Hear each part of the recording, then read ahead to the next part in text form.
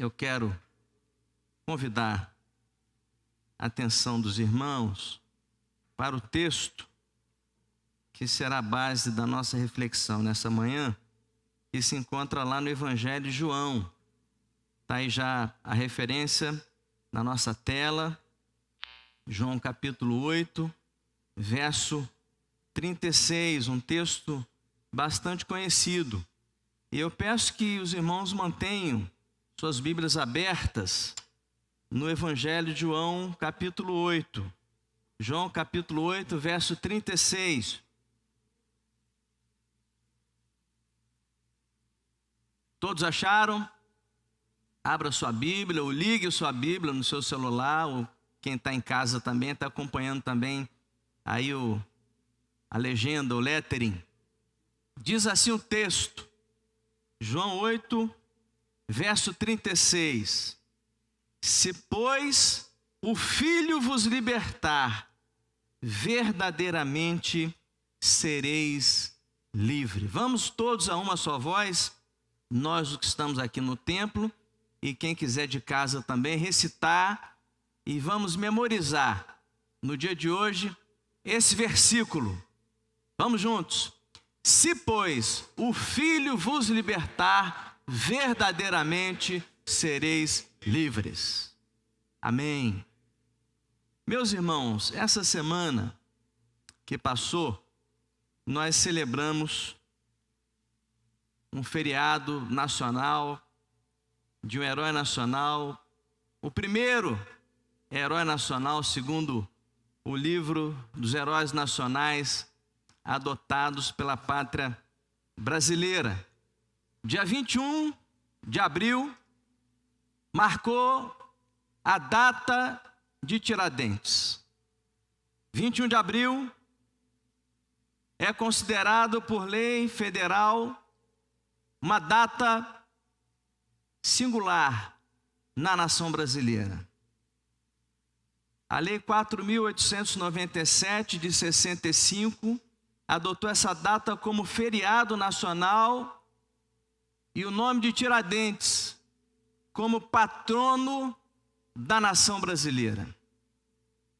Tiradentes foi morto no dia 21 de abril de 1792. 1792. Ele foi um destaque de um movimento chamado Inconfidência Mineira, que, inspirado no movimento iluminista europeu, quis libertar a nação brasileira do jugo da coroa portuguesa.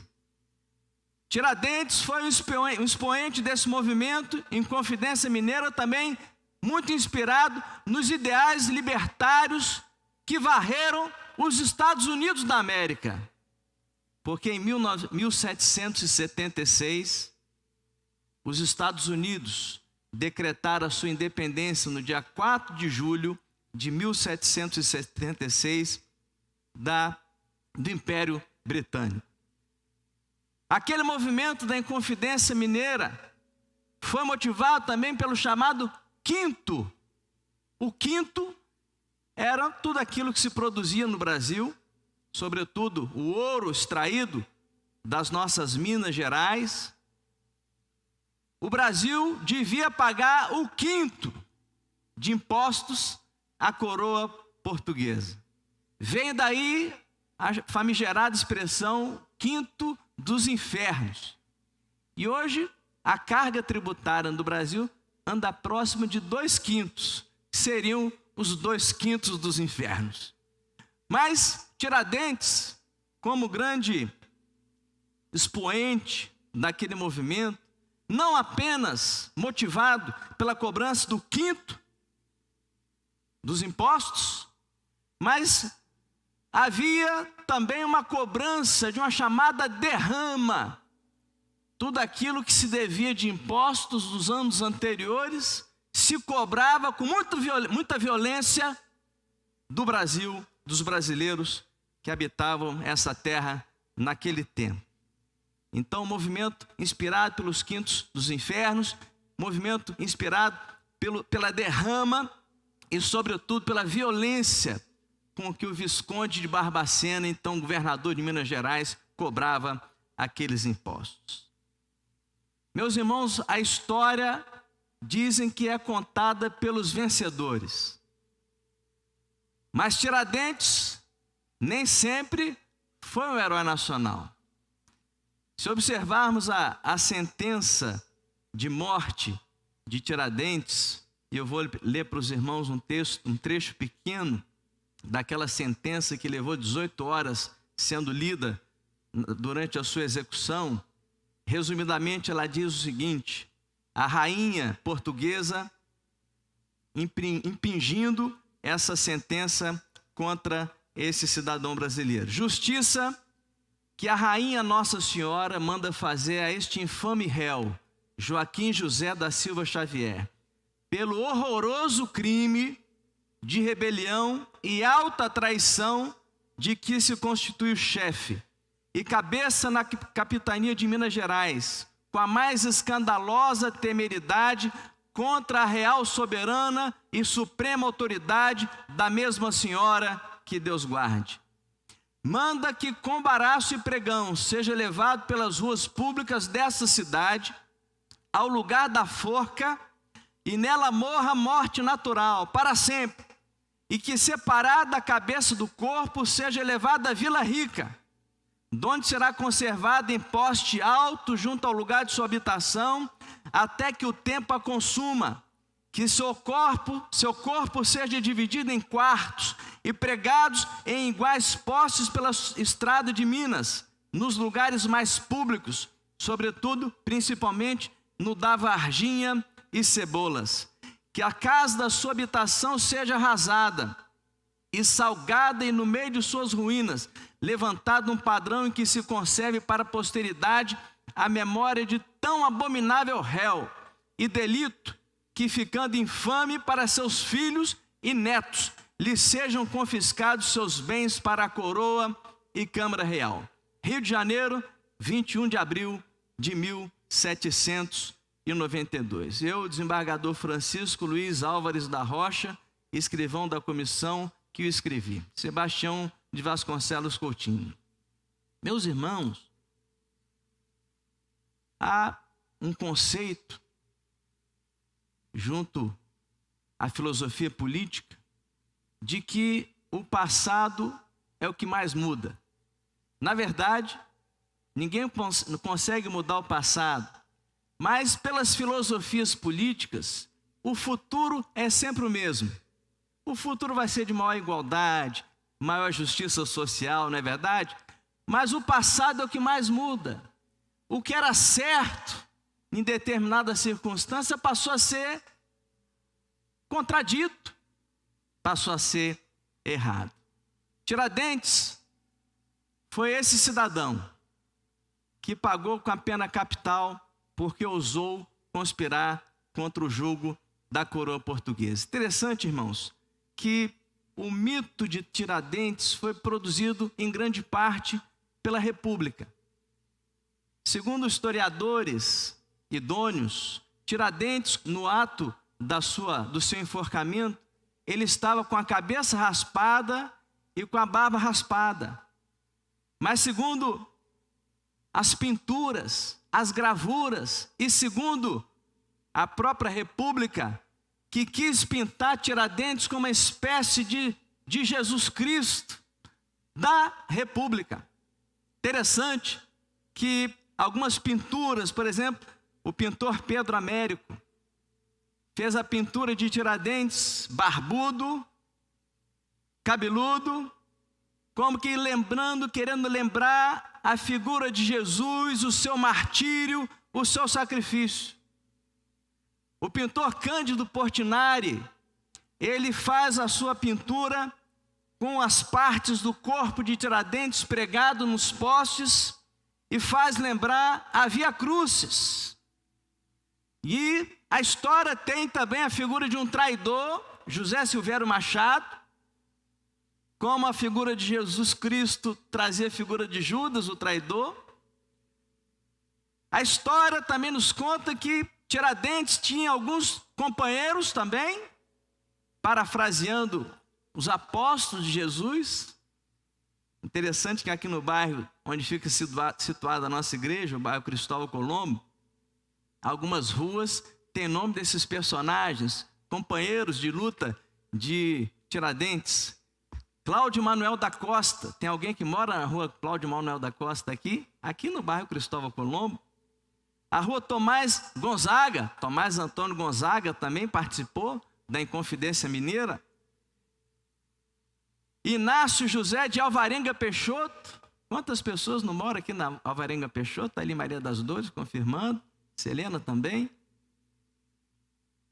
E a ressurreição do Senhor Jesus seria então a vitória da República.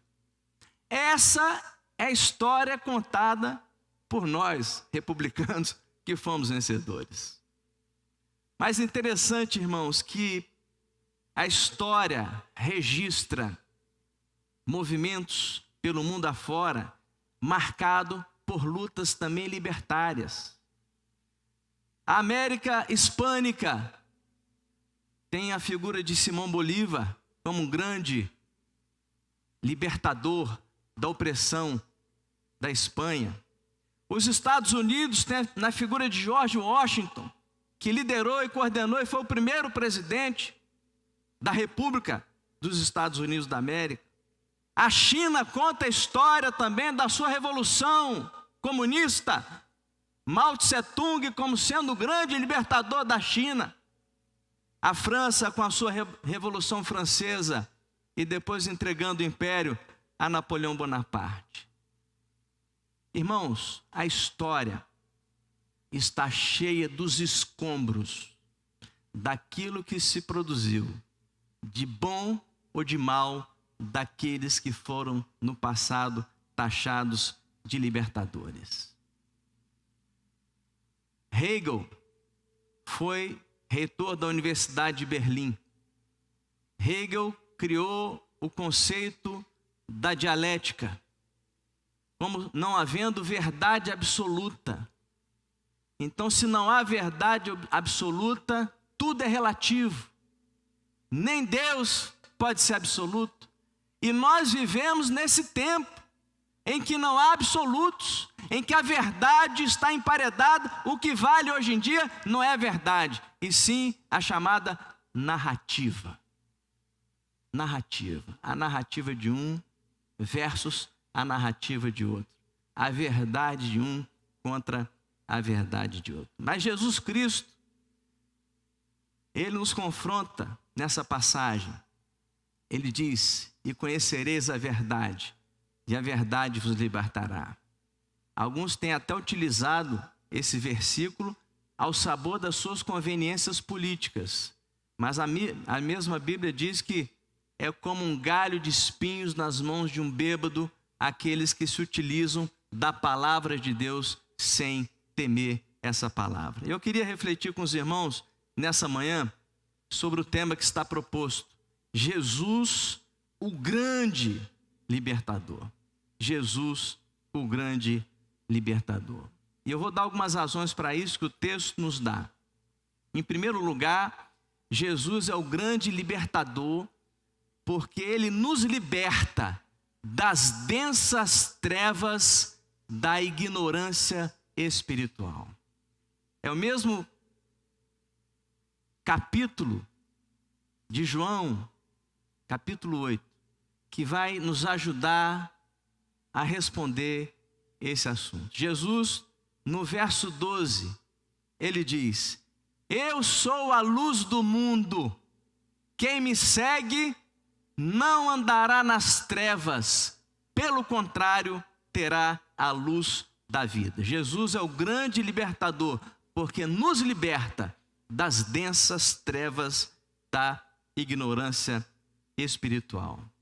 Jesus usa aqui, meus irmãos, uma metáfora muito conhecida pelos judeus. Luz do mundo. Os judeus tinham na sua origem, na sua história, a coluna de fogo e a nuvem que dirigia e protegia o povo quando saiu do Egito. O povo judeu, os hebreus, cantavam, isso registrado no Salmo 27. Era comum para eles cantarem nos seus eventos um cântico de romaria, cântico de romagem. Eles cantavam: o Senhor é a minha luz e a minha salvação. O Salmo 119, no verso 105, diz que lâmpada para os meus pés é a tua palavra e luz para o meu caminho. Até mesmo a bênção de Arão, quando a bênção dizia: faça resplandecer o rosto de Deus sobre ti. A bênção araônica é registrada em Números capítulo 6, verso 25. Interessante, meus irmãos, que aqueles homens, os judeus, no verso 33 está registrado, que eles diziam: nós somos descendência de Abraão e nunca fomos escravos de ninguém. Eles, acima de tudo, eram negacionistas. Porque aquele povo tinha sido escravo no Egito, tinha sido escravo dos assírios, tinha sido escravo na Babilônia e agora estava sob o domínio de Roma, sob o governo do imperador romano. E se arvoraram dizer que nunca tinham sido escravos de ninguém. Jesus choca a sua audiência dizendo que eles eram escravos do pecado. E eles eram negacionistas, dizendo que nunca tinham sido escravos de ninguém. Interessante, irmãos, tem um autor que cita aqui para os irmãos, Carson. Ele diz: o senhor despótico não é César, mas um vergonhoso egocentrismo, uma má e escravizante devoção às coisas criadas, à custa da adoração ao Criador. Mas quanto mais luz Jesus jogava na conversa com aqueles homens, aqueles fariseus, mais cegos e prisioneiros da escuridão eles ficavam. Jesus diz a eles no verso 37, você pode conferir aí na sua Bíblia, 8:37, bem sei que sois descendência de Abraão. Eles se arvoravam da sua origem religiosa.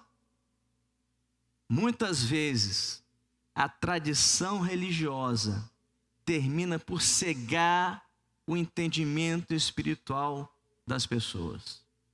Eles chegaram ao extremo de dizer que Jesus era samaritano, que Jesus era de um povo sincrético, um povo híbrido que habitava aquela região. E chegam a desplante de dizer nesse texto, meus irmãos, que Jesus tinha demônio.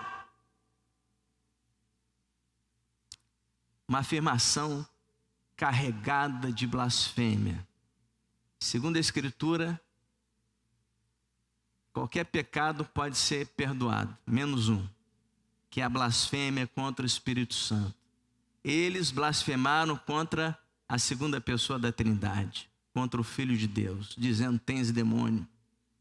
E Jesus os confronta, dizendo que eles que eram filhos do diabo. Interessante, irmãos. E Freud explica, tantos anos depois, esse fenômeno. Eles, sendo filhos do diabo, acusam Jesus de ter demônio. É o fenômeno que Freud explica como sendo a projeção. O camarada projeta no outro tudo aquilo que ele é e passa a acusar o outro daquilo que ele é. Exatamente o que aconteceu nesse texto. Jesus os confronta e diz que quem era o filho do diabo eram eles. Mais importante, meus irmãos, do que se arvorar de dizer que tem o sangue de Abraão correndo nas suas veias, eles deviam dizer que tinham a mesma fé de Abraão batendo aqui no seu peito. E aí, irmãos, importante que nós entendamos a explicação da fé. A fé tem 3 elementos essenciais. O primeiro elemento da fé é o conhecimento de Deus, é o conhecer a Deus. Você não vai crer, você não vai confiar numa pessoa que você não conhece. O primeiro elemento da fé é o conhecimento de Deus. É conhecida uma história, um pedreiro trabalhando numa obra de uma igreja, passou um transeunte e começa a interagir com aquele pedreiro e pergunta àquele pedreiro: em que você acredita? E aquele pedreiro responde: eu acredito naquilo que a igreja acredita. Aí o cidadão ficou intrigado: mas em que a igreja acredita? E o pedreiro respondeu: a igreja acredita naquilo que eu acredito. E o cidadão, ainda intrigado, falou: mas o que você acredita que também a igreja acredita? E ele responde: eu acredito e a igreja acredita na mesma coisa. Ou seja, deu no mesmo. A fé é a certeza de coisas, segundo Hebreus capítulo 11, verso 1. A fé é a certeza de coisas que se esperam, a convicção de fatos que não se veem. A fé é o conhecimento de Deus, com o primeiro elemento fundamental, é crer naquilo que Deus é e naquilo que Deus faz. Primeiro elemento da fé, conhecimento de Deus. Segundo elemento é a promessa. Fé sem promessa é presunção. Se você crê em alguma coisa que Deus não te prometeu, isso não é fé, é presunção da sua parte. Satanás chegou para Jesus e falou: lança-te aqui do pináculo do templo, porque está escrito: aos seus anjos dará ordens a teu respeito. E Jesus confronta o diabo e diz: não tentarás o Senhor teu Deus. Quando o povo de Israel saiu do Egito, atravessou o Mar Vermelho a pé enxuto, porque tinha uma promessa. E passaram a pé enxuto pelo Mar Vermelho. Os egípcios que não tinham a promessa quiseram fazer o mesmo. Foram tragados de todo. O Egito, que era o grande império do passado, completamente destruído, afogado no Mar Vermelho. Primeiro elemento, conhecimento de Deus. Segundo elemento, promessa. E Jesus, no capítulo 8, vai dizer no verso 51, que aquele que conhece a sua palavra, as suas promessas em sua palavra, se alguém guardar a minha palavra, não provará a morte eternamente. Promessa de Deus, promessa do Senhor Jesus. Mas o terceiro elemento para a gente entender a fé: conhecimento de Deus, promessa e obediência. Promessa sem obediência é incredulidade. Você tem a promessa, você não obedece, você não está acreditando. Promessa sem obediência é incredulidade. A Bíblia diz que sem fé é impossível agradar a Deus. Porquanto aquele que se aproxima de Deus requer que ele exista, que ele creia que ele exista e que se torna galardoador daqueles que o buscam.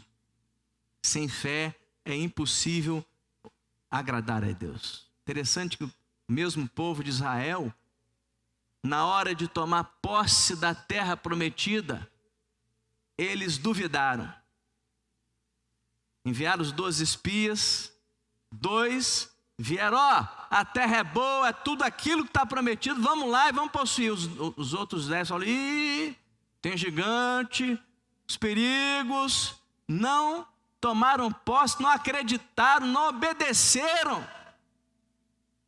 E aí o que aconteceu? 40 anos no deserto e 2 milhões de mortos produziram naquele tempo. Obediência, fé, conhecimento de Deus, promessa e obediência.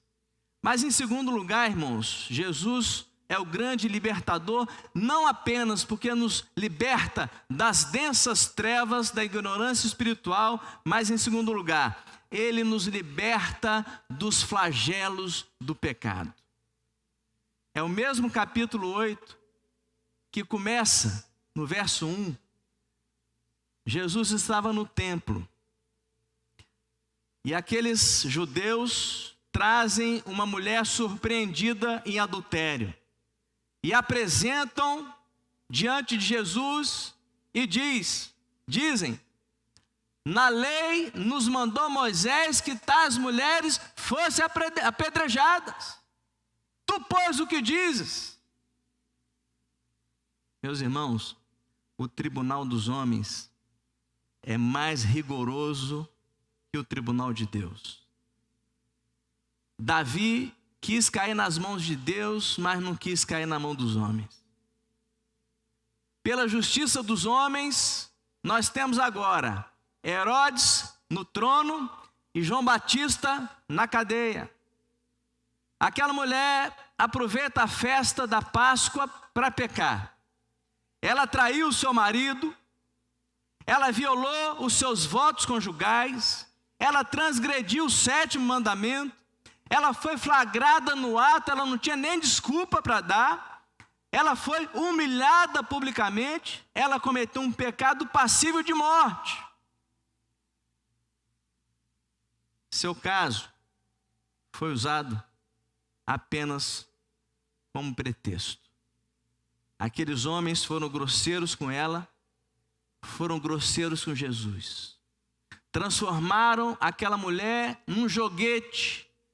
Eles apenas, a pretensão deles era não apenas execrar aquela mulher, não apenas não se importaram com ela, não se importaram com a sua família. A intenção deles era jogar Jesus contra a lei de Moisés. Na lei nos mandou Moisés que tais mulheres fossem apedrejadas. Tu, pois, o que dizes? Mas não apenas jogar Jesus contra a lei de Moisés, jogar Jesus contra a lei romana. Porque naquele tempo, o Império Romano tinha afastado a possibilidade da lei judaica condenar quem quer que seja à morte. Só o governador romano podia executar a pena de morte. Queriam também jogar Jesus contra o Império Romano, porque a intenção deles era matar Jesus. E não apenas isso, mas queriam jogar Jesus também contra o povo. Muitas vezes, meus irmãos, tem gente cuja religião parece ser de ódio a seus semelhantes. Nós tivemos um caso triste essa semana. Um religioso chegou a desejar a morte de um ator famoso. Não foi pior porque depois ele veio a pouco pedindo perdão. Mas parece que para muita gente a religião é de ódio a seus semelhantes, é querer ver, é ter paixão de ver os outros castigados. Aqueles homens judeus evocaram a lei para matar e não para amar. Mas interessante, meus irmãos, é que Jesus demonstra que só aquele que está livre de pecado tem o direito de exercer juízo sobre as faltas dos outros. Jesus já tinha ensinado no Sermão da Montanha: não julgueis e não sereis julgados, não condeneis e não sereis condenados, perdoai e sereis perdoados, porque com a medida com que tiverdes medido, vos medirão também. Jesus já tinha dito o seguinte: olha, você que se preocupa com o cisco no olho do teu próximo, do teu vizinho, e não reparas na trave que tem no seu olho. E nessa passagem de João 8, Jesus rasga o véu e demonstra o pecado daqueles acusadores daquela mulher. Numa expressão da Polícia Civil do Espírito Santo, Jesus puxou a capivara de cada um daqueles acusadores. A expressão puxar a capivara é puxar a folha corrida, puxar a ficha do cidadão, é levantar os seus antecedentes criminais. Jesus puxou a capivara de cada um deles. Diz que quando eles fazem aquelas acusações contra aquela mulher, Jesus vai escrever com o dedo no chão. Recentemente um colega meu de trabalho, lá do Tribunal Regional do Trabalho do Espírito Santo, ele, assim, arvorando-se a condição de ateu, aquele ateu graças a Deus, né? Ele chegou para mim e falou: mas Jesus não escreveu nada. Eu falei: olha, Jesus não era analfabeto, Jesus sabia ler. Ele levantou-se na sinagoga, abriu Isaías 61, eis que o Espírito do Senhor está sobre mim, que me ungiu a proclamar libertação aos cativos. Jesus sabia ler, mas Jesus escreveu também. Jesus escreveu na terra, no templo, diante daqueles acusadores. E quando eles estão acusando a mulher, Jesus está escrevendo com o dedo no chão. E eles insistem naquela acusação contra aquela mulher. Jesus se levanta e diz: olha, quem estiver sem pecado, seja o primeiro que lhe atire pedra. E Jesus puxou a capivara de cada um deles, e diz o texto bíblico que eles, do mais velho para o mais moço, um a um, foram se retirando porque estavam acusados pela própria consciência. Sendo Jesus quem era, o Deus eterno, o Deus onisciente, que conhecia a vida de cada um deles, Jesus podia ter declarado ali os pecados de cada um deles. Jesus não fez isso. Jesus, ele escreve no chão. Nós não sabemos o que Jesus escreveu no chão. Alguns elucubram, dizendo: não, Jesus começou a escrever o pecado de cada um. Ou Jesus começou a escrever o nome de cada um.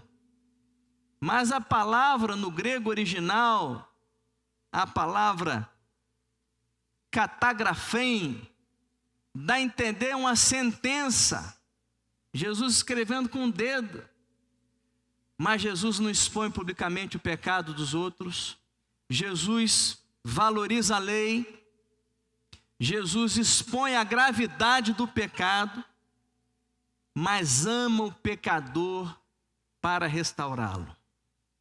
Jesus não expõe os próprios acusadores ao opróbrio. Jesus age com misericórdia com aquela mulher e nos dá mais uma lição: os mais santos são os mais misericordiosos. Os mais misericordiosos. Jesus é o nosso grande libertador, não apenas porque nos liberta das densas trevas, da ignorância espiritual, mas Jesus nos liberta dos flagelos do pecado. Mas em terceiro e último lugar, meus irmãos, Jesus é o nosso grande libertador, porque ele nos liberta da morte e nos leva para o céu. E nos leva para o céu. O mesmo versículo 12, Jesus diz: eu sou a luz do mundo, aqueles que me seguem. Aqueles que me seguem. E essa expressão, o seguir a Jesus, requer 5 significados. A palavra do grego original, akolotein, significa um soldado que segue ao seu superior. Pode significar um escravo que acompanha o seu senhor. Pode significar aceitação da opinião de um sábio. Pode significar obediência às leis de um estado. E pode significar seguir a linha de argumentação de um mestre. Eu sou a luz do mundo. Aqueles que me seguem. Seguir a Jesus é seguir o guia seguro. Nós só podemos chegar a um destino com um guia seguro e um mapa correto, Jesus é esse guia. Só Ele tem esse mapa.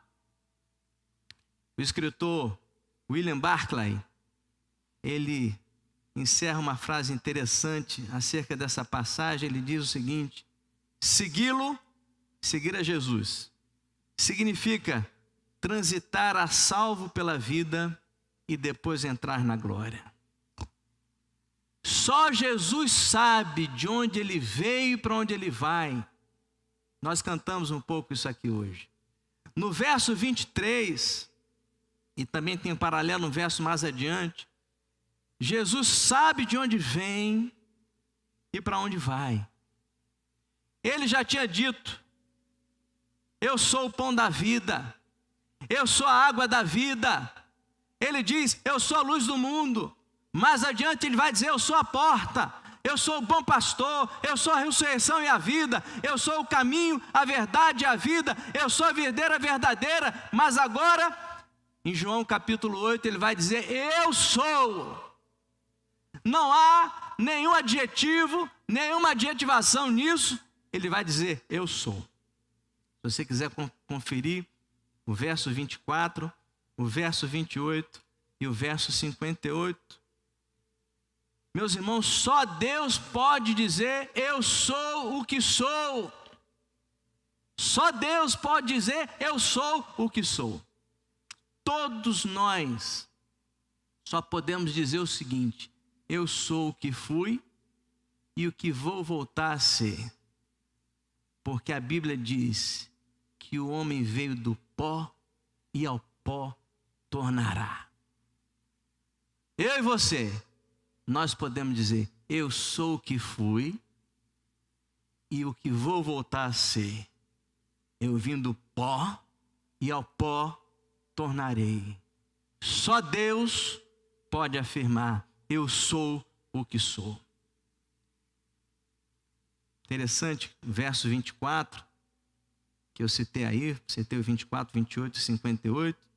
O verso 24 diz assim, confira aí para mim, por favor: por isso eu vos disse que morrereis nos vossos pecados, porque se não credes que eu sou, morrereis nos vossos pecados. Meus irmãos, não crer que Jesus é o próprio Deus, autoexistente, eterno, imenso, infinito, imutável, onipotente, onisciente, onipresente e transcendente, é morrer em vossos pecados.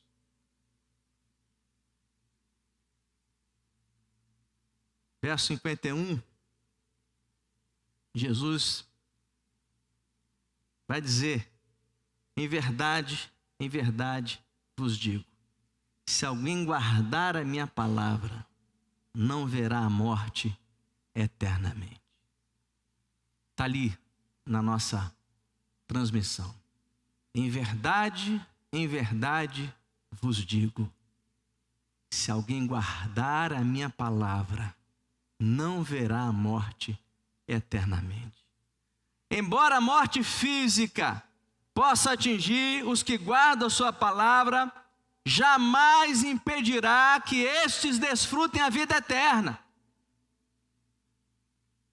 Cito de novo uma passagem do escritor William Barclay. Ele diz: em Jesus não vemos só um homem que viveu e morreu, vemos o Deus atemporal, que foi o Deus de Abraão, de Isaque e de Jacó, que era antes do tempo, que será depois do tempo, que sempre é.